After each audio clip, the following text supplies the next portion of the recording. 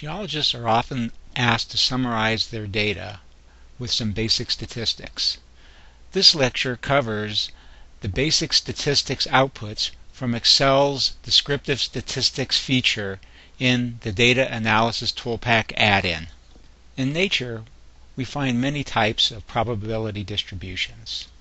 They generally can be broken out into two types: discrete, such as heads or tails, where we can determine the probability of a discrete event. However, in geology, we're usually dealing with continuous distributions, such as grain size. We can determine the probability between any two values, and we measure it by the area under the curve. Excel's Descriptive Statistics package does a good job of describing a normal distribution. However, we find ourselves often dealing with other types of distributions, such as the log normal, where we have lots of small values, or multimodal distributions. For example, conglomerate, where we have clasts and the smaller matrix. In order to get a useful descriptive statistics, we need to transform our data to a normal distribution. For example, on the log normal distribution, we can take the log 10, or natural log, of the information and then run the statistical analysis. Or in the case of a bimodal distribution, we may have to parse this into two separate distributions and describe the larger fraction and the smaller fraction separately. The arrows on this plot indicate that all these distributions are somehow related. For more information in depth on the subject, I would refer you to the Cloudera blog at this link. This slide shows us the normal or Gaussian distribution, sometimes called a probability distribution function or the bell-shaped curve. In this particular case, we're looking at a standard normal distribution. And by standard normal distribution, we mean that the mean, the median, and the mode are 0, and that one standard deviation represents 34.13% of the area under the curve. When we run Excel's Descriptive Statistics on our population, we'll get a comparison to how our population relates to the normal distribution. In other words, the descriptive statistics will tell us something about the central tendency, the spread of the data, and the skewedness of the curve. In order to get a meaningful representation of our data, we normally need to transpose our data to a normal distribution using various specialized techniques. Let's take a moment to talk about skewness. Skewness tells us something about the symmetry of our distribution. In this graphic here, we see in pink the bell-shaped curve. So this would have a symmetry of 0, or a skewness of 0. And then we can see progressively more positively skewed or right-tailed distributions and progressively more negatively skewed or left-tailed distributions. As a rule of thumb, we usually think of highly skewed distributions of having values less than -1 or greater than +1, and approximately symmetric distributions in the range of -0.5 to +0.5. Mathematically, Pearson helped us out with his first skewness coefficient, which basically says it's the mean minus the mode divided by the standard deviation.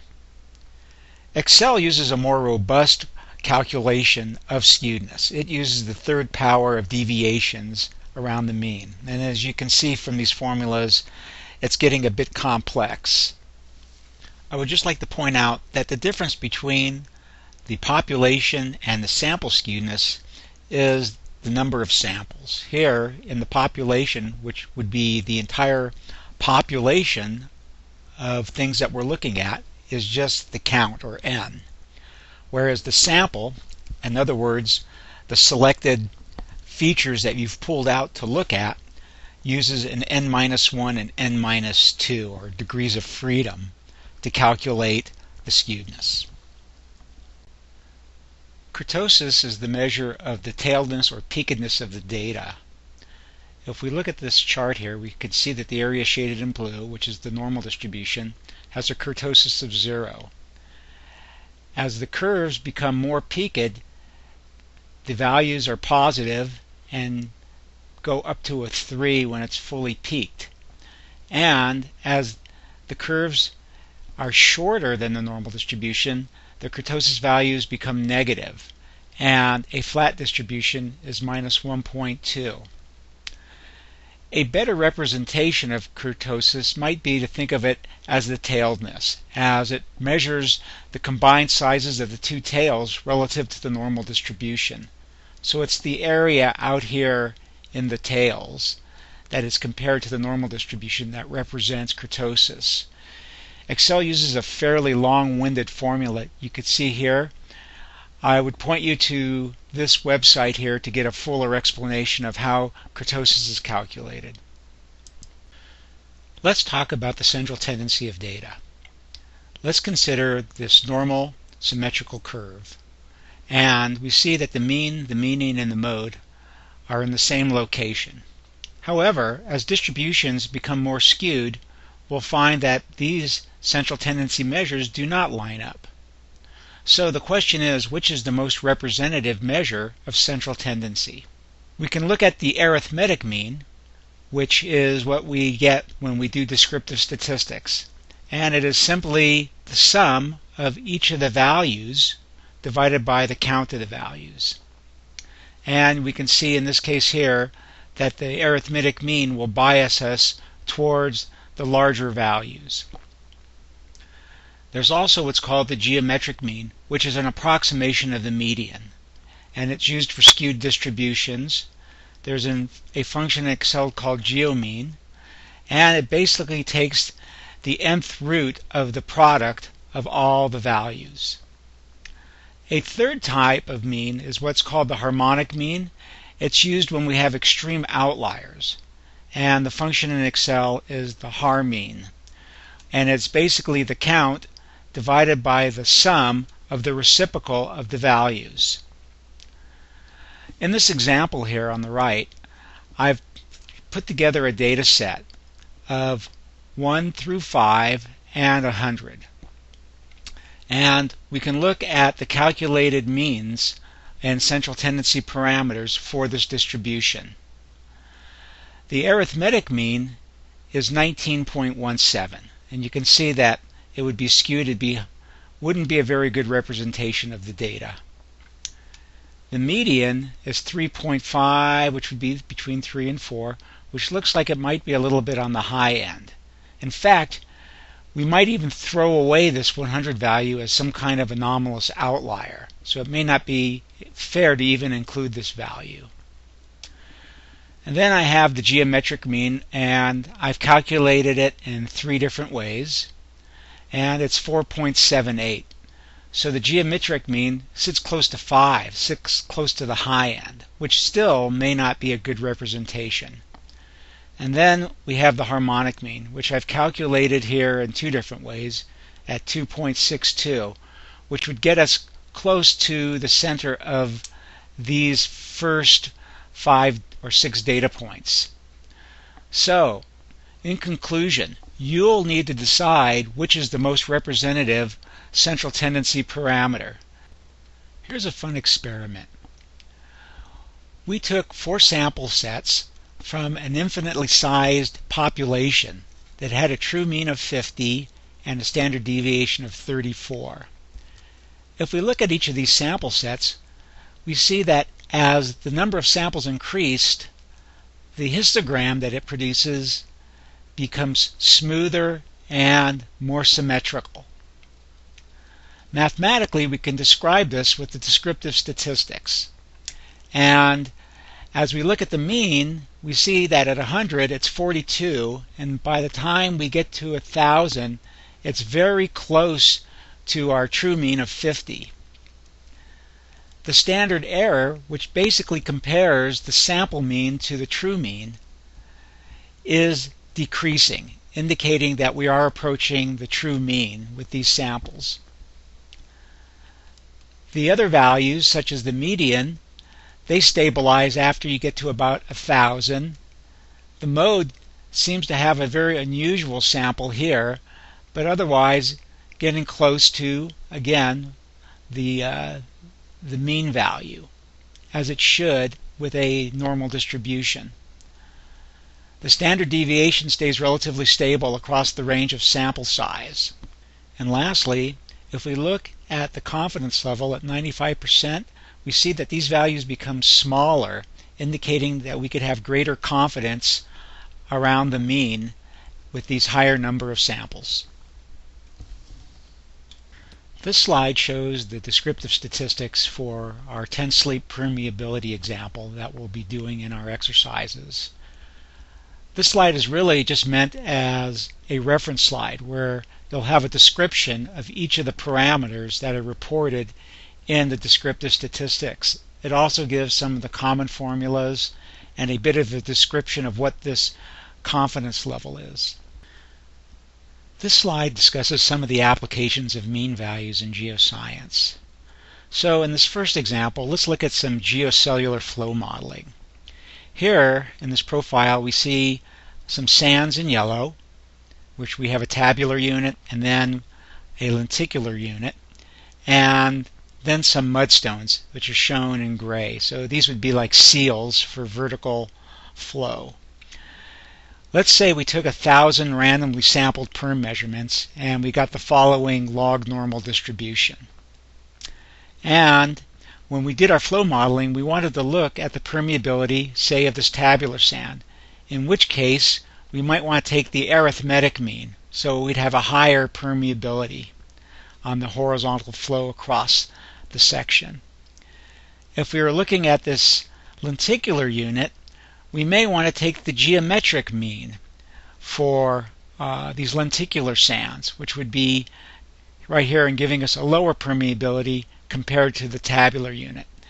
And finally, if we wanted to look at the vertical permeability up and down through the section, then we might want to consider the harmonic mean, which would be these really low permeability values. In another example, let's look at oil fields. And here we can see in map view some oil fields of different sizes. So we have some large, medium, and small fields. Normally what we observe in nature is that we have much more of the small fields than the large fields. So we get a log normal distribution. In which case, if we wanted to talk about the mean field size, we'd probably want to report a geometric mean. Now when we consider the oil gravity or the fluid density of the oils in these fields, they would tend to be more of a symmetrical distribution, and we would take an arithmetic average. So here's a challenge. Here we're looking at a measured section, and we're showing that the grain size is increasing. Again, sands are in yellow and the shales or muds are in gray. And someone asked you, well, what is the average grain size for this section? Well, it might be pretty hard to characterize. For example, if we look down in here, we have sort of a bimodal distribution with some lenticular bodies mixed in with some mud. The grain size here of the mud is fairly uniform in size and probably would give us some kind of normal distribution. If we just looked at these sand beds, well, we might say it's a well-sorted sand, so there's not going to be a large range and it'll be somewhat symmetrical.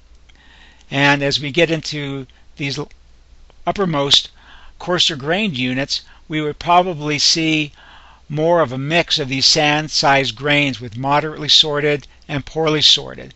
And here we may get, again, a log normal distribution. So the question is, well, how would you describe the average? Well, one technique that we often use is to use partitioning, which means that we would have to break these up into separate units and describe them separately, particularly in this bimodal distribution. If you were required to report only a singular average value, one approach might be to make a thickness weighted average or volume weighted average of the grain sizes in this section. Clearly, partitioning this section into more representative units would be a better way to characterize this. I think this grain size example clearly shows how a judgment call is required to report a central tendency for the grain size. I've included this last slide on regression analysis. Regression analysis is a very useful tool in geology. It is used often to predict the value of some variable that is rarely measured based on the value of variables that are frequently measured. For example, we may want to predict the permeability based on porosity, or we might want to measure the sulfur content of an oil based on the density of the oil. The approach is to use a scatter plot, where on the x-axis we have some explanatory or independent variable, some value that we have many measurements of, and on the y, or response or dependent variable, we put the values of things that we have few measurements of. Once we've made this scatter plot, we can fit a model fit or trend line to the data. The difference between the trend line and the individual measurements is called the residual or the error. The trend line tries to be what's called a best fit, which is basically minimizing the residual errors. The regression analysis gives us an array of measurements that tells us the strength, direction, and how good the explanatory variables are at predicting the response variables. So I've shown a couple of examples here where we have very little spread of our measurements and we have a very good R-squared value of 0.8. As the spread increases, the R-squared value diminishes. In this slide I've included some bullets that summarize some of the important measurements that we use when we do a regression analysis. So we'll talk about a few of these.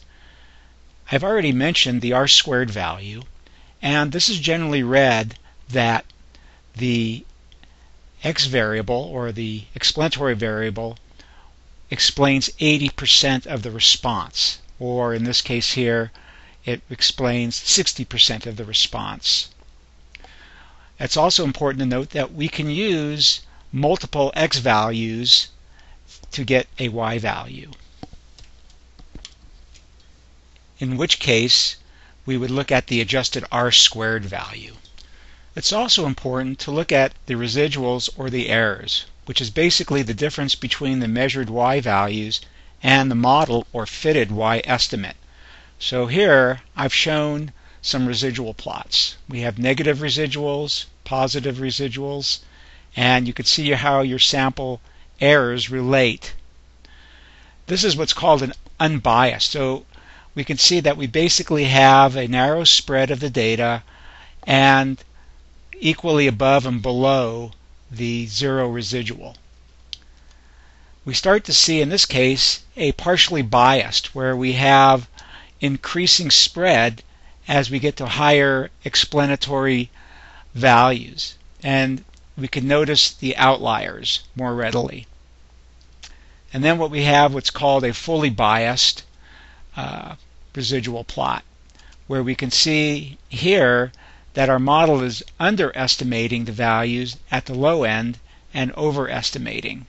These residual plots help us evaluate how good our fit is, in addition to the R-squared or the correlation coefficient that is sometimes used. Another estimate of how good the fit is to look at the standard error, which is an estimate of the deviation of the mean error. It's not the same as the standard error in descriptive statistics. And finally, I wanted just to mention an ANOVA, or analysis of variance. The ANOVA is a collection of statistical measures that address the regression fit, residuals, and probability that the sample populations are statistically the same. For example, if we had measurements of porosity from a fluvial environment and measurements of porosity from a marine environment, we might want to know if these two populations were statistically the same. For the analysis that I've done in geoscience, I've often found that the most useful parameters have been the R-squared value, the residual plots, and the standard error. And this ends the presentation on basic statistics in geoscience.